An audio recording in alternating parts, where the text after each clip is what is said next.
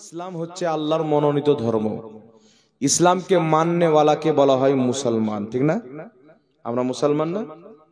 ইসলামকে মাননেওয়ালাকে বলা হয় মুসলমান। আচ্ছা বলেন তো বাবজি, একটা আপনি ঘর তৈরি করলেন, ঘরের চতুর সাইডে প্রাচীর নাই, জি?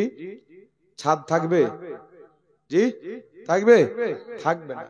অনুরূপ ভাবে ইসলামের মেন বুনিয়াদ, মেন ভিট হচ্ছে পাঁচটা জিনিসের উপরে। কটা জিনিস?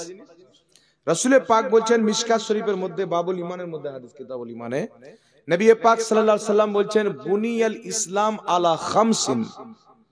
ইসলামের ভিট হচ্ছে, বুনিয়াদ হচ্ছে পাঁচটা জিনিসের উপরে। কটা? প্রথম, রাসূলে পাক বলছেন এই কথার সাক্ষী দেওয়া, শাহাদাত, এই কথার সাক্ষী দেওয়া।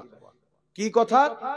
লা ইলাহা ইল্লাল্লাহ, আল্লাহ ছাড়া কেউ ইবাদতের যোগ্য নয়, আল্লাহকে এক মানা, ওয়াহদাহু লা শারিক মানা, এই কথা। আর এই কথার মধ্যে আরেকটি কথা আছে, মুহাম্মদ সাল্লাল্লাহু আলাইহি সাল্লাম আল্লাহ পাকের প্রিয় বান্দা এবং রাসূল। জোরে বলেন সুবহানাল্লাহ। এই দুই কথাটি মিলিয়ে একটা কালমা। একটা হলো ইসলামের ভিট, এরপরে চারটি ভিট আপনার উপরে লাগু। একটি ভিটে যেমন আমল করলেন, আল্লাহকে এক মানলেন, নবীকে রাসূল মানলেন, আপনি ইসলামে পরিবেশ করলেন। যেমনই আপনি ইসলামে পরিবেশ করলেন, আপনার উপরে সঙ্গে সঙ্গে আর চারটি জিনিস লাগু হয়। ও চারটি জিনিস কি? নবী পাক বলছেন ইকামিস সালাত, নামাজ। সুবহানাল্লাহ হবে না? এটাই যাকাত, তারপরে যাকাত, ওয়া সাওমে রমজান, রমজান মাসের রোজা, ওয়াল হজ, যদি সমর্থ থাকে তো হজও আপনার উপরে লাগু হয়ে যায়। সুবহানাল্লাহ। তাহলে ইসলামের ভিট কয়টি হলো? পাঁচটি। কালেমা, নামাজ, রোজা, হজ, যাকাত, পাঁচটি হলো না? তাহলে আমরা কালেমাকে মানি কি মানি না? আল্লাহকে এক মানেন, আল্লাহ ছাড়া কারোর পূজা চলবে, আল্লাহ ছাড়া কাউকে সাজদা করা চলবে। জোরে বলতে হবে। নবী পাক সাল্লাল্লাহু আলাইহি ওয়াসাল্লাম আল্লাহর রাসূল, তাই নামাজ আপনার উপরে ফরজ, রোজা আপনার উপরে ফরজ, হজের সমর্থ থাকলে হজ ফরজ, যাকাত দেওয়ার সমতুল্য মাল থাকলে যাকাতও আপনার উপরে ফরজ করা হয়েছে। আপনি যদি আল্লাহকে এক মানেন, মুসলমান হন, নবীকে রাসূল মানেন, আপনাকে নামাজ পড়তে হবে, আপনি যে কোনো অবস্থাতে থাকেন। নামাজ আপনার উপরে ফরজ, রোজা আপনাকে রাখতে হবে, আপনি যে কোনো অবস্থাতে থাকেন। তাই বিরাদর ইসলাম, আল্লাহ তাবারাক ওয়া তাআলা আমাদের উপরে নামাজ, রোজা, হজ, যাকাত এগুলো ফরজ করেছেন, কারণ আমরা মুসলমান, অমুসলিমের উপরে না। আমার আপনার নবী বলছেন দুনিয়া হচ্ছে কাফিরদের জন্য জান্নাত আর মুমিনদের জন্য জেলখানা। কেন? একটা কাফির যা চাই তাই করবে, ওর বাধা নাই, কিন্তু একজন মুসলমান হিসেবে যা চাই তা করতে পারবে না।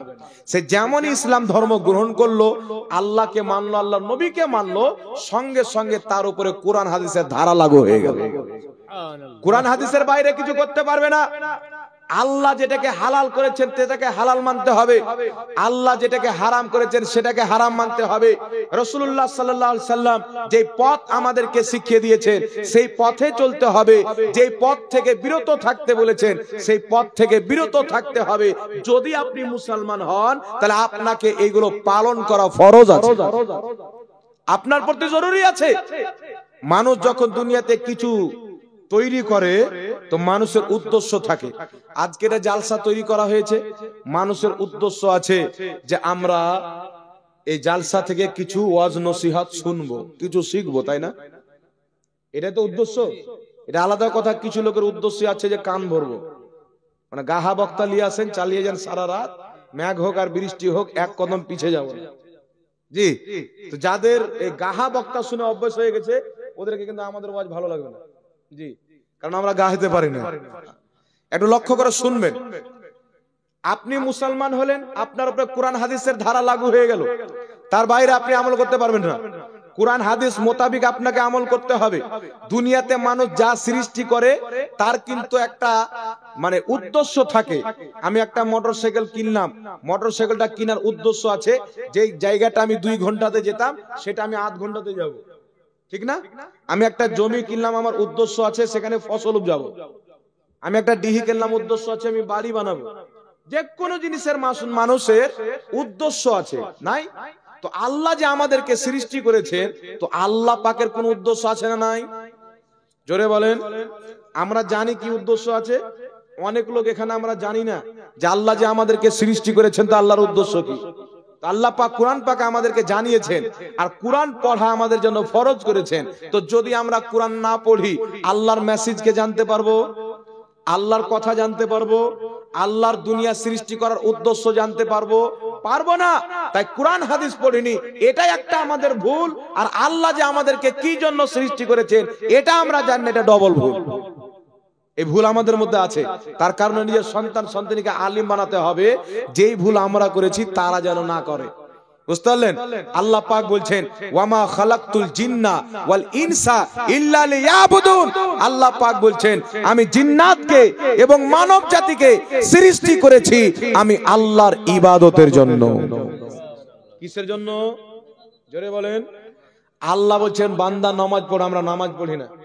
আল্লাহ বলছে রোজা রাখো, আমাদের মধ্যে অনেক রোজা রাখে না। আল্লাহ বলছেন হজ করো, কোটিপতি হজ করতে যায় না। আল্লাহ বলছেন জাকাত দাও, হাজারো লোক জাকাত দেয় না। আল্লাহ বলছে সুদ খেও না, মানুষ সুদ খায়। আল্লাহ বলেছেন দারু পান করিও না, মুসলমান দারু পান করে। আল্লাহ বলছেন ব্যভিচার করিও না, মানুষ ব্যভিচার করে। নবী বলছেন দাড়ি কাটিও না, মানুষ দাড়ি কাটে।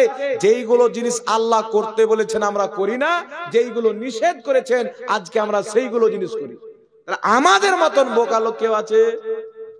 আমি মোটরসাইকেল কিনলাম আগে যাব বলে, আর যদি মোটরসাইকেল চালিয়ে পিছে আসি তাহলে মোটরসাইকেলের দাম আছে? কথা বলেন। একটা ফসল কিনলেন এমন মাঠে, যে ফসল, যে জমি কিনলেন জমি থেকে ফসলই হয় না, মাটি খারাপ, কোনো ফসল হয় না, তাহলে জমিটা কিনে আপনার লাভ হবে না লস হবে? জি, আপনি কিনলেন আপনার লস হবে। কিন্তু এখানে সিস্টেম আলাদা। আল্লাহ আপনাকে সৃষ্টি করেছেন, আমাকে সৃষ্টি করেছেন, আল্লাহর হুকুম মেনে চলি, আমাদের লাভ হবে। এতে আল্লাহর কোনো লাভ লস নাই। আর আল্লাহর হুকুমের বিরুদ্ধে যদি আমল করি তাহলে আমাদের ক্ষতি আছে, আল্লাহর কেউ ক্ষতি করতে পারে না। তাই আল্লাহর হুকুমগুলো মানতে হবে, নামাজ কায়েম করতে হবে, রোজা রাখতে হবে, যদি সমর্থ থাকে হজ করতে হবে, নিজের টাকার যাকাত দিতে হবে। জি, তো আমি বলতেছিলাম বাবজি যে ইসলামের মধ্যে আপনি পরিবেশ করলেন, তারপরে চারটা জিনিস আপনার উপরে সঙ্গে সঙ্গে লাগু হয়, একটি নামাজ, একটি রোজা। নামাজ এবং রোজা এই দুটি জিনিস আছে, এই দুটি জিনিস গরিব মিসকিন সবার উপরে লাগু হয়। কিন্তু হজ এবং যাকাত এই দুটি জিনিস সবার উপরে লাগু হয় না। যারা পয়সাওয়ালা ব্যক্তি, সমর্থমান ব্যক্তি, তাদের উপরে এই দুটি জিনিস লাগু হয়, একটা হজ, একটা যাকাত। যাকাত আর হজ কাকে বলে? এত সম্পদ আল্লাহ আপনাকে দিয়েছেন, আপনি হজ করতে যাবেন, আপনার ছেলে মেয়ে অনাহারে মরবে না, এসে ঠিকঠাক সংসার চলবে, আপনার উপরে হজ কিন্তু ফরজ হয়ে গেছে। যাকাত কাকে বলে? আপনি বছরে 1 লাখ টাকা ইনকাম করলেন, আর 1 লাখ টাকা ইনকাম করার পরে যাকাত দিলেন না, সব টাকা নিজে জমি কিনলেন, খেলেন, যাকাত দিলেন না। কিন্তু শরীয়ত বলছে 1 লাখ টাকার মধ্যে আপনার প্রতি 2500 টাকা যাকাত বের করা ওয়াজিব ছিল, জরুরি ছিল। বুঝতে পারলেন? কত টাকা 1 লাখে? 2500, 2 লাখে 5000। এভাবে কেউ 5 লাখ কামায়, কে 10 লাখ কামায় বছরে, নাই বাবজি? এরকম লোক গোবরাতে আছে না নাই? কত কত টাকা কামায়, কিন্তু যাকাত দেয়? অনেক লোক আছে যাকাত দেয় না। তাহলে আপনি যখন নিজের যাকাত নিজে খেয়ে নেবেন, তাহলে আপনার রক্তটা ভালো হবে না নাপাক হবে? জি, ওই রক্তটা আপনার যখন সন্তান তৈরি হবে তো নাফরমান হবে না? নাফরমান হবে, আপনাকে কষ্ট দিবে, বদমাইশ হবে, মস্তান হবে, গাঁজাখোর হবে, দারুখোর হবে, হবে না? জি, তাই যাকাতটা বের করা ফরজ। আর এটা ইসলামের মধ্যে নিয়ম আছে। আর ইসলাম এই নিয়মটা কেন করলেন শুনেন, আমরা যদি পরিপূর্ণভাবে ইসলামের উপর আমল করে থাকতাম, মুসলমানের মধ্যে কোনো গরিব থাকতো না। কেন থাকতো না জানেন? আমি 10 লাখ টাকা ইনকাম করলাম, লাখে 2500 টাকা করে যাকাত বের করলাম। কেউ 1 লাখ টাকা ইনকাম করলো, 2500 যাকাত বের করলো। কেউ 5 লাখ, কেউ 10 লাখ, কেউ 1 কোটি, কত লোক ইনকাম করে। তাহলে এইভাবে ঠিকঠাক যদি মুসলমানরা যাকাত বের করত, আর সেই যাকাতের টাকা যারা গরিব আছে, মিসকিন আছে, ইয়াতিম আছে, তাদের হাতে তুলে দিত, তাহলে ইসলামে গরিবই থাকতো। জি, কিন্তু আমাদের সিস্টেম অন্য হয়েছে। আমরা যাকাত দিই না, নিজের যাকাত নিজে খেয়ে নি, হয় না? তাহলে নিজের যাকাত যখন নিজে খেয়ে নেব, তো আমাদের উপর আযাব আসবে না? আর হারাম খানেওয়ালা ব্যক্তির পেটকে কিয়ামতের ময়দানে একটা বিল্ডিং এর মতন করে দেওয়া হবে, আর তার মধ্যে বড় বড় আল্লাহ সাপকে ভরে দিবে। ফেরেশতারা জিজ্ঞাসা করবে, আল্লাহ এদের এই অবস্থা কেন? তো আল্লাহ বলবে আমার ফেরেশতা এরা দুনিয়াতে হারাম খাদ্য খেয়েছে, তাই আমি এদের পেটে আযাব নাজিল করেছি। এই আযাব থেকে আমাদের বাঁচতে হবে কি হবে না বাবজি? হযরতে আবু বকর সিদ্দিক রাদিয়াল্লাহু তাআলা আনহুর জামানাতে তিনি এলান করে দিলেন, শুনো, যেই ব্যক্তি যাকাত দিবে না আমি আবু বকর তার সঙ্গে যুদ্ধের এলান করব। তাহলে যে যাকাত দেয় না তার সঙ্গে যুদ্ধ পর্যন্ত ঘোষণা করা হয়েছে ইসলামে। তাহলে আমার আপনার উপরে জরুরি আছে, আমি ক টাকা কামালাম, আমার সন্তান ক টাকা কামালো, খরচ মরচ করে যে টাকাটা বাঁচবে, 1 বছর পূর্ণ হয়ে যাবে, সেই টাকার আপনি স্পষ্ট ভাবে শরীয়ত অনুযায়ী যাকাত বের করবেন, আপনার টাকাটা হয়ে যাবে পবিত্র। জোরে বলেন সুবহানাল্লাহ। একটা জামা আপনি 2 দিন পরলেন, পরার পরে জামাটা নোংরা হয় কি হয় না? এবার জামাটাকে যখন কাচবেন মোলটা বেরিয়ে যায়। এইভাবে আপনি 1 লাখ টাকা ইনকাম করলেন, 2500 টাকা যাকাত বের করে দিলেন, তাহলে আপনার টাকাটা পরিষ্কার হয়ে গেল, টাকার যে ময়লাটা বেরিয়ে গেল। তাই আপনাকে আমাকে ভাবনা করতে হবে যে আপনার পুরো ফ্যামিলিতে কত টাকা ইনকাম করে, ওই হিসাবে আপনাকে যাকাত একদম বের করে দিতে হবে। যদি না বের করেন, সুদখোরের মধ্যে আপনার মধ্যে তফাৎ কি থাকলো? জি, বুঝতে পারছেন কথা? দ্বিতীয় নাম্বার চলে আসেন। তাই আমরা যাকাত দিব কি দিব না বাবজি? জোরে বলেন। যারা এতদিন পর্যন্ত দেননি, টাকা যখন রোজগার করবেন হুজুরকে ফোন করুন, হুজুর এত টাকা ইনকাম করেছি, কত টাকা যাকাত দেব? তাহলে যাকাত বের হবে তো ইনশাআল্লাহ? জোরে বলেন। যারা এতদিন দেননি অবশ্যই যাকাত বের করেন। এইবার প্রশ্ন হলো, আপনি যাকাতের টাকাটা দিবেন কাকে? যাকাতের টাকা দিবেন কাকে? যাকাতের টাকা আপনি কাকে দিবেন? আপনার আত্মীয় স্বজনের মধ্যে খুঁজেন, গ্রামের মধ্যে খুঁজেন, পড়োশির মধ্যে খুঁজেন, কারা গরিব আছে তাদেরকে আগে দেন। আপনার পড়োশিতে গরিব আছে আর আপনি দিল্লিতে গিয়ে যাকাত দিচ্ছেন, তাহলে পড়োশির লোক বাদ দোয়া করবে কি করবে না? কথা বলেন। আপনি যাকাত দিচ্ছেন, আপনার চাচতো ভাই, আপনার চাচতো বোন, আপনার চাচা এত গরিব যে সে যাকাত নেওয়ার উপযুক্ত আছে, আপনি যাকাত বের করেছেন, শরীয়ত বলছে তোমার ফ্যামিলি লোককে আগে দাও, ওখানে তোমার ওই চাচাকে দিয়ে এসো। তারপরে দেখো তোমার পড়োশির লোক, তোমার আত্মীয় স্বজন গ্রামবাসীকে, তাদেরকে নিজের যাকাতের টাকাটা দিয়ে দাও। এইভাবে যদি প্রত্যেক গ্রামে শরীয়ত অনুযায়ী আল্লাহর হুকুমে আমল করে, নিজের টাকার যাকাত বের করে, তাহলে আমাদের গ্রামে কোনো মুসলমান গরিব থাকবে না। কুরবানির দিনে কাউরির বাড়িতে মাংস হবে না, এরকম কোনো বাড়ি থাকবে না। তাই আমার আপনার কর্তব্য, আমরা যা ইনকাম করছি যেন আমরা তার যাকাত বের করি। বলেন ইনশাআল্লাহ যাকাত বের করব। দ্বিতীয় নাম্বার চলে আসেন, আপনাদের মুর্শিদাবাদে আমাদের ঝাড়খণ্ড চাইতে বেশি আবাদ হয়, প্রায় লোকের আবাদ আছে। জমিতে ধান হয়, পাট হয়, গম হয়, তারপরে কি বলেন ভুট্টা হয়, হয় কি হয় না বাবজি? জি। তারপরে আপনার তেল হয়, কি বলে সরষা, রাই। আল্লাহ তাবারাক ওয়া তাআলা বলছেন যা কিছু তোমাদের জমিন থেকে বের হবে, যা কিছু আমি আল্লাহ ফসল দিব, আল্লাহ বলছেন তার তোমরা উসুর বের করো। কি বের করো? অসুর। অসুর অসুর মানে কি জানেন? 10 ভাগের 1 ভাগ। 10 ভাগের কয় ভাগ? আপনি পাট লাগিয়েছেন, ধান লাগিয়েছেন, আর কিছু ফসল লাগিয়েছেন, আপনার 1 মণ হলো, 1 মণের শরীয়ত বলছে 4 কেজি বের করো। যদি আল্লাহর বৃষ্টিতে হয়, সব তো আল্লাহর বৃষ্টি, আপনাকে যদি পরিশ্রম না করতে হয়। আর যদি আপনি নিজেই পানি দিয়েছেন, আপনাকে পরিশ্রম করতে হয়েছে, তাহলে 20 ভাগে 1 ভাগ, মনে 2 কেজি বের করো। ক কেজি? হানিফ বাবজি আমার 500 টাকা দান দিয়েছেন, আল্লাহ কবুল করেন, বলেন আল্লাহ। তাহলে যদি আপনি পরিশ্রম করেন, তাহলে কত কেজি বের করতে হবে ভাই? কথা বলেন। মনে 2 কেজি বের করতে হবে। যদি পরিশ্রম না করতে হয়, মনে 4 কেজি বের করতে হবে। তাহলে আপনি চিন্তা করেন, আমার ধান হলো 20 মণ, আর আমি 5 কেজি দিয়ে বলছি যে ওষুধ দেওয়া হয়ে গেছে। এরকম লোক নাই? এগুলো ছোট্ট জিনিস মনে করি, কিন্তু বিশাল পাপের কাজ। এই কাজের জন্য আপনি জাহান্নামে যাবেন। তাই সাবধান হতে হবে। যা কিছু আল্লাহ আপনাকে জমিন থেকে দিবে, তার আপনি ওসর বের করে গরিব গারবাতে বন্টন করে দিবেন, আপনার মালটা পাক হয়ে যাবে। বলেন সুবহানাল্লাহ।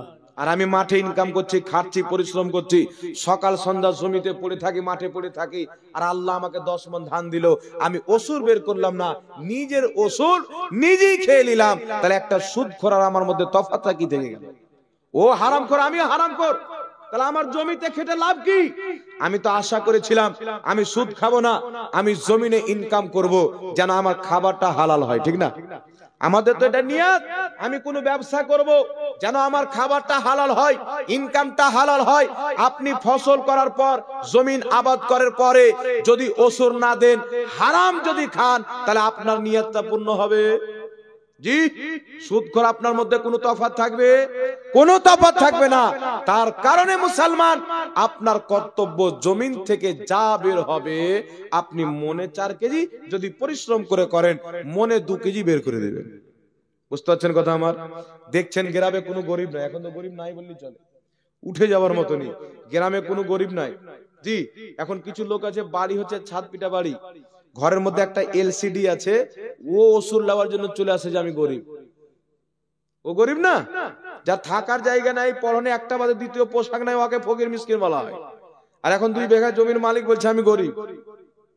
ওর যে বাড়ি আছে গ্রামে, ওর বাড়ির জায়গাটা যদি বিক্রি করে তাহলে 6 লাখ টাকা হবে, 1 লাখ টাকা কাঠা করে 2 লাখ টাকা, তাহলে ও গরিব হলো? 6 লাখ টাকার সম্পদ যার কাছে আছে ও গরিব হলো? জি, তাহলে গরিব যদি থাকে তাকে যাকাতের টাকা দেন, ওসুরের টাকা দেন, ফসল দেন। আর যদি গরিব খুঁজে না পান, মাদ্রাসাতে গিয়ে দিয়ে দেন। কোথায় গিয়ে দিয়ে দেন? মাদ্রাসাতে দিয়ে দেন, সুন্নি জামাতের মাদ্রাসায়, আপনার ওসুর আদা হয়ে যাবে। আর আপনি কাদিয়ানি, ওয়াহাবি, লাহাবির মাদ্রাসাতে দিবেন, আপনার ওসুর দেওয়াটাই নষ্ট হয়ে যাবে। বুঝতে পারছেন? যাকাতেরও সেই মশলা। জি, গরিব গরবা আমি বললাম, আত্মীয় স্বজনে গরিব গরবা খুঁজবেন, গ্রামবাসীদের খুঁজবেন, তাকে যাকাতের পয়সা দিবেন। যদি পাইলেন না, তাহলে আপনি মাদ্রাসাতে গিয়ে দিতে পারেন, অসুবিধা নাই। এবার মাদ্রাসার কমিটি হিলা করে বেতন দিবে, মাদ্রাসায় লাগাবে, তার ব্যাপার সেটা। বুঝতে পারছেন আমার কথা ভাই? সমস্যা নাই তো? একটু জোরে বলেন না, সমস্যা আছে কি? আর একটা মশলা বয়ান করছে, শুনেন। যাবে, কুরবানির চাঁদে গরুও জবে করা যাবে, উটও জবে করা যাবে, মানুষ বাদ দিয়ে। জি, যেগুলো খাওয়ার জানোয়ার সব জবা করা যাবে, কোনো অসুবিধা নেই। আপনাদের দিকে না করলে আমাদেরকে ডাকিয়ে জবে করে খেয়ে চলে যাবে। জি, না মানুষ মনে করে, খুব সুন্দর প্রশ্ন। কুরবানির চাঁদ উঠেছে, কিছু লোক মনে করে যে গরু জবে করা যাবে না, মুরগা জবে করা যাবে না, খাসি জবে করা যাবে না। এটা ভুল ধারণা। চুল কাটা যাবে না, মোচ কাটা যাবে না। যার নামে কুরবানি আছে ওর জন্য না কাটা মুস্তাহাব। যদি কেটে লাই গুনাহ হবে না, না যদি কাটে তাহলে ভালো কাজ করবে, নেকি পাবে।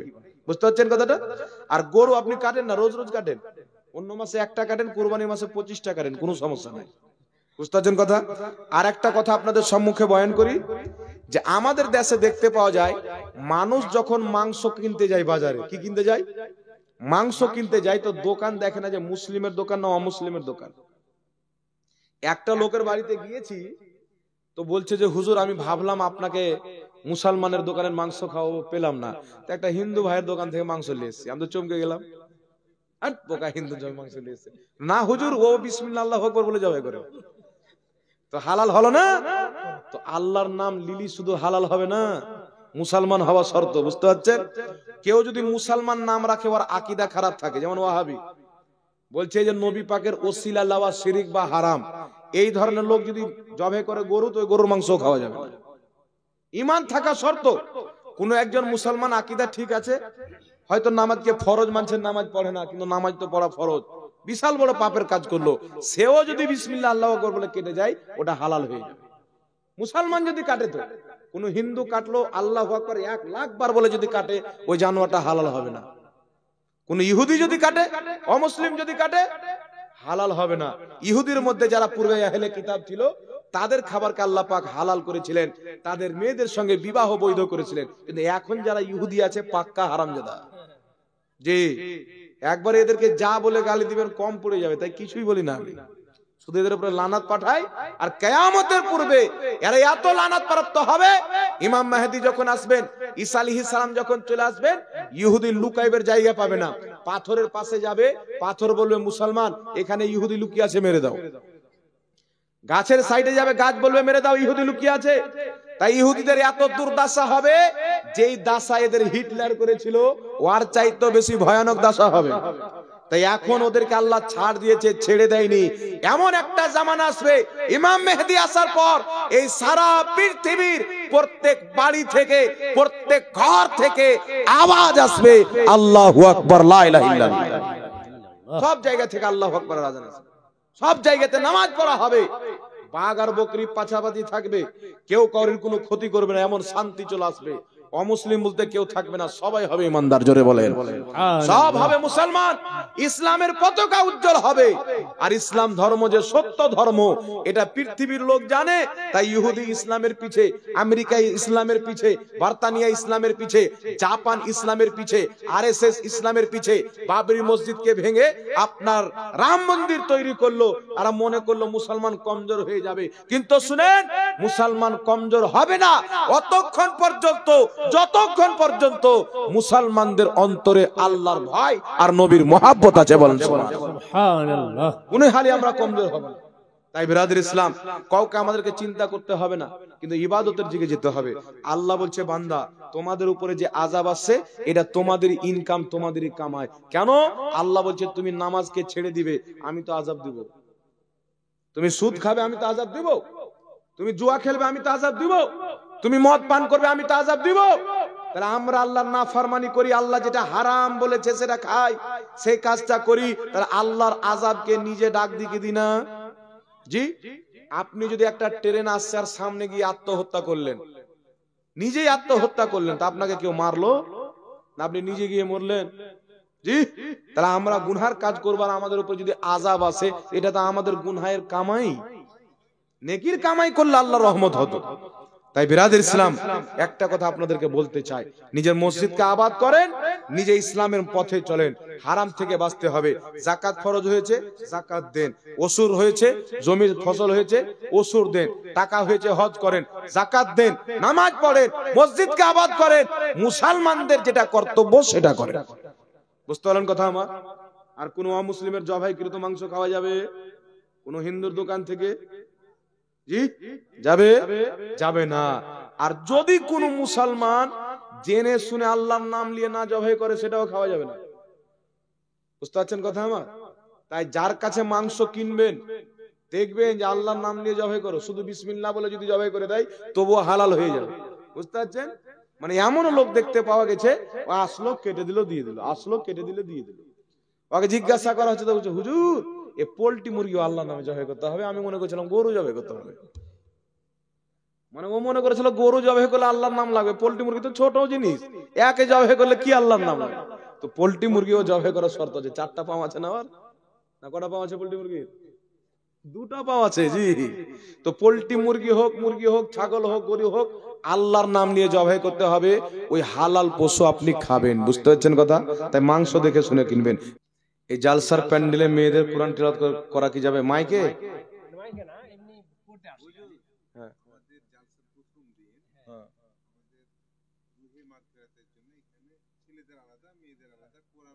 পড়ার আয়োজন করা হয়েছিল, খুব ভালো কথা, ভালো জিনিস। জি, সুনানুদ দারমির মধ্যে সহিহ হাদিস আছে, যে হাদিসটিকে ইমাম নববী রাহমাতুল্লাহ আলাইহি নিজের কিতাব আল আজকারের মধ্যে উল্লেখ করে বলেছেন, হাদা হাদিসও সহিহুন, হাদিসটি সহিহ। কি? সাহাবায়ে কেরাম এক অপরকে দাওয়াত দিত যে একত্রিত হয়ে আমরা কোরআন তেলাওয়াত করব, তারপরে কোরআন খতম করার পরে দোয়া করব। কারণ সাহাবায়ে কেরামের বিশ্বাস ছিল যে কোরআন খতম করার পরে দোয়া কবুল হয়। জোরে বলেন। তার কারণে একত্রিত হয়ে মৃত্যু ব্যক্তির রুহে মাগফিরাতের জন্য কোরআন তেলাওয়াত করা এবং তারপরে দোয়া করা, এটা একেবারে হাদিস মোতাবিক জায়েজ, চুল পরিমাণে কোনো বেঠিক না। কিন্তু ছেলে আলাদা, মেয়ে যেন আলাদা, পর্দা যেন থাকে। দ্বিতীয় নাম্বার, ইমাম ইবনে কুদামা রাহমাতুল্লাহ আলাইহি নিজের কিতাব আল মুগনির মধ্যে লিখেছেন যে যুগ যুগ থেকে মুসলমান মানুষজনকে একত্রিত করে কোরআন পাকের তেলাওয়াত করে, আর তার সওয়াব মৃত্যু ব্যক্তির নামে ইসাল করে, আর তার সওয়াব মরা মানুষের কবরে যায়। এই বিষয়ে সমস্ত মুসলমানের ইজমা আছে, কওরের কোনো মতভেদ নাই। সুবহানাল্লাহ। আর আজকে যারা মতভেদ করছে, এরা ইসলামের মাননেওয়ালা না, এরা হচ্ছে ইসলামকে ধ্বংস করনেওয়ালা। তাই মেয়েদের পর্দার আড়ালে ছেলেদের আলাদা সিস্টেম করে কোরআন তেলাওয়াত করা, ইসালের সওয়াবের জন্য, মৃত্যু ব্যক্তির রুহে মাগফিরাতের জন্য একত্রিত হয়ে কোরআন খতম করে দোয়া করা, এটা একেবারে সাহাবায়ে কেরাম থেকে প্রমাণিত আছে। আল্লাহ পাক বুঝার তৌফিক দান করুক, সকল বলুন আল্লাহুম্মা আমিন। শুধু তাই নয় বিরাদর ইসলাম, শুনেন আরেকটা কথা বলে দিই, যে মানুষ আপনার পিতা মাতা আত্মীয় স্বজন মারা গেছে, আপনি নিজের আত্মীয় স্বজনের কবরে সওয়াব পাঠাবেন। আপনি যদি চান আপনার পিতামাতার নামে, আপনি নামাজ পড়লেন, নেকিটা আপনার পিতামাতার নামে করে দিলেন। আপনি রোজা রাখলেন, নেকিটা আপনার পিতামাতার নামে করে দিলেন। আপনি কোরআন তেলাওয়াত করলেন, সওয়াবটা পিতামাতার নামে বকশে দিলেন। আপনি দান করলেন, সওয়াবটা মা বাপের নামে বকশে দিলেন। আপনি একটা কল করে দিলেন, ওর পানি পান করবে, সওয়াব আপনার মায়ের নামে করে দিলেন। আপনি মসজিদে দান করলেন, মাদ্রাসাতে দান করলেন। এই সমস্ত জিনিসের যে নেকি, এই নেকি আপনি মায়ের নামে করেন, বাপের নামে করেন, আল্লাহ বরাবর তাদের কবরে সওয়াব পৌঁছে দিবে। বলেন সুবহানাল্লাহ। সুবহানাল্লাহ। ইমাম ইসমাইল হাক্কি রাহমাতুল্লাহ আলাইহি ফেমাস তাফসীরের কিতাব তাফসীরে রুহুল বায়ানের মধ্যে লিখেছেন যে যখন কোন জীবিত ব্যক্তি নিজের ভালো কর্মের সওয়াব নিজের মৃত্যু পিতামাতা আত্মীয় স্বজনের নামে ইসাল করে, পাঠায়, বকশায়, তো ওই সওয়াবটিকে জিবরিল আলাইহিস সালাম জান্নাতি নুরি প্লেটে করে নিয়ে কবরে হাজির হয়ে যায়। আর মুর্দাকে বলে, দেখো তোমার বাপ, তোমার মা, তোমার গ্রামবাসী, তোমার আত্মীয় স্বজন, তোমার অমুক মুসলমান ভাই তোমার নামে এক পারা কোরআন তেলাওয়াত করে, দান দিয়ে, সাদকা করে, তোমার নামে আর কিছু করে তার সওয়াব দিয়ে পাঠিয়েছে, সওয়াবটা তুমি কবুল করে নাও। মৃত্যু ব্যক্তি কিরকম মানে আনন্দিত হয়। একটা লোক যদি ডুববে, সাঁতার জানে না, নদীতে পড়ে গেছে, ডুবছে, মরে যাবে, আপনি গিয়ে যদি তাকে বাঁচিয়েলেন, বাঁচার পরে যেমন ওই ব্যক্তি খুশি হয়, আপনার সওয়াব পাঠানোর পর মৃত্যু ব্যক্তি ওই সওয়াবকে পেয়ে তার চাইতে বেশি খুশি হয়। জোরে বলেন। তার কারণে মা মারা গেছে, বাপ মারা গেছে, 4 দিন পর, 40 দিন পর, 20 দিন পর, 30 দিন পর, 1 দিন পর, বছর পর, যে কোনো দিনে আপনি মানুষের খাওয়া দাওয়ার ব্যবস্থা, কোরআন তেলাওয়াতের ব্যবস্থা, দোয়া খায়রের ব্যবস্থা করেন, এটা একেবারে বৈধ এবং হাদিস সম্মত কাজ। জোরে বলেন সুবহানাল্লাহ। এটাকে যারা বিদআত বা নাজায়েজ বলে, এরা হচ্ছে পেট পূজারি। এগুলো বলে ধান্দা চালাবে, এই ধান্দাদার থেকে বেঁচে থাকতে হবে। সাহাবায়ে কেরাম মৃত্যু ব্যক্তির নামে খাওয়া দাওয়া করিয়েছেন, সাহাবায়ে কেরাম মৃত্যু ব্যক্তির নামে ইসালে সওয়াব করেছেন, সাহাবায়ে কেরাম মৃত্যু ব্যক্তির নামে পানির কূপ খুঁড়ে দিয়েছেন। তাই মৃত্যু ব্যক্তির নামে জীবিত ব্যক্তি সওয়াব করে যদি পাঠায়, তার সওয়াব আল্লাহ তার কবরে পাঠিয়ে দেয়। জোরে বলে। আর শুধু মানুষ না, একটা হাদিস এই মর্মে আপনাদেরকে শুনিয়ে দিই। তিরমিজি শরীফের মধ্যে বিশুদ্ধ সনদে হাদিসটি বর্ণিত। নবী পাক সাল্লাল্লাহু আলাইহি সাল্লাম একটি জায়গা সফর করতে করতে গেলেন, যাচ্ছেন, রাস্তাতে দাঁড়িয়ে গেলেন যেখানে 2টি কবর আছে। নবী পাক সাল্লাল্লাহু আলাইহি সাল্লাম দাঁড়ানোর পর সাহাবাকে বলছেন, আমার সাহাবী, এই 2টি কবরে আযাব হচ্ছে। কি হচ্ছে? আযাব হচ্ছে। নবী পাক বললেন, সাহাবী, এই 2টি কবরে আযাব হচ্ছে। সাহাবী বললেন, হুজুর কি কারণে?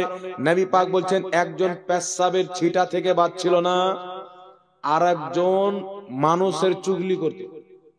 গ্রামে দেখবেন কিছু লোক হয়, এর কথা ওয়াকে, এর কথা ওয়াকে, মা বোনদের ভিতরে বেশি হয়, এটাকে কিছু মনে করে না, এটার কারণে জাহান্নামের আজানে লিপ্ত। এই 2টি পেশাবের ছিটা থেকে বাঁচছিল। আমাদের কিছু যুবক ভাই আছে, এত টাইট প্যান্ট পরে বসে পেশাব করলো, দাঁড়ানোর পর আর একটু পেশাব প্যান্টে পড়ে গেল। এরকম প্যান্ট নাই, এভাবে বসতে বলেন তো পাছা ফেটে যাবে প্যান্টে, এত টাইট প্যান্ট পরে। তা এই ধরনের টাইট প্যান্ট পরা শরীয়তে জায়েজ নাই, যে আপনি ঠিকভাবে বসতে পারবেন না, ঠিকভাবে নামাজ পড়তে পারবেন না, পেশাব পাখানা করতে পারবেন না, এই ধরনের প্যান্ট পরিয়ে না, ঢিল ঢাল পড়বেন, আপনার উঠা বসা করতে যেন সহজ হয়। পেশাবের ছিটা থেকে পুরুষকেও বাঁচতে হবে, মহিলাকেও বাঁচতে হবে, নাচে কবরের মধ্যে আযাব হবে। আমার নবী বললেন, সাহাবী, একটি খেজুরের ডানা নিয়ে এসো। খেজুরের ডানা আনা হলো। নবী পাক 2 ভাগে বিভক্ত করে 2টি কবরে রেখে দিলেন, আর বললেন, যতদিন পর্যন্ত এই খেজুরের ডানা কাঁচা থাকবে, ততদিন পর্যন্ত এদের আযাবে কমই থাকবে। আচ্ছা বলেন তো, যতদিন কাঁচা থাকবে ততদিন কেন? নবী পাক যদি দোয়া করতেন, আল্লাহ এদের মাফ করে জান্নাত দিয়ে দাও, চিরস্থায়ী জান্নাতি হয়ে যেত, তাই না? নবী পাকের দোয়া কবুল হয়।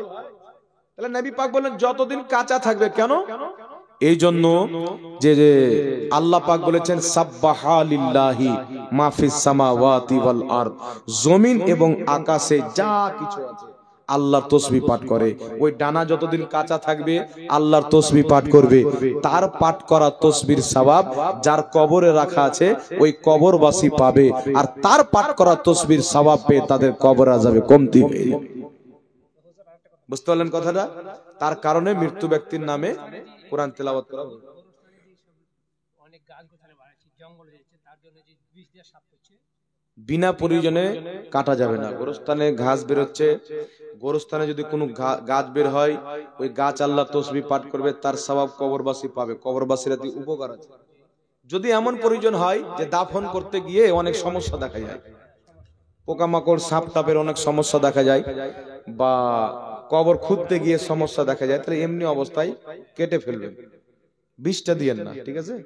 এমনি সমাজে কেটে দিবেন, তাহলে যেখানকার প্রয়োজন আছে অতটুকু কাটবেন, বাকিটুকু না, বুঝতে পারছেন?